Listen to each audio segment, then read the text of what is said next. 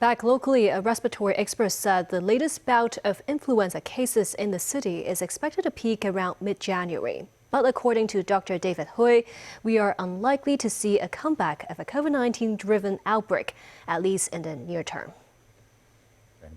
Speaking to TVB News, Dr. David Hui, chair professor of respiratory medicine at the Chinese University of Hong Kong, said the speed of jump in the COVID-19 caseload is not as fast as that in influenza infections in recent weeks. So the city will likely be spared from the twin onslaught of both the flu and COVID-19 in the near term.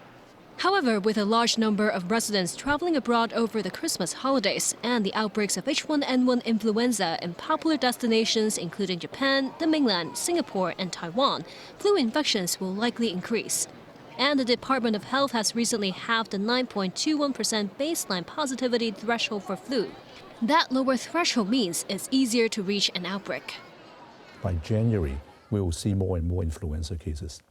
As to how long it will last, well, in general, once you have an outbreak, usually it takes about 4 to 6 weeks to go to the peak, and then another 6 to 8 weeks to come down. Dr. Hui noted the number of people donning a mask has gone down from around 50% last year to less than 20%. If you have not received the vaccination, the only way you can protect yourself is to wear a mask, especially in crowded areas and on public transport. And the bright side, he noted, is that the city's flu inoculation rate has increased by 5%.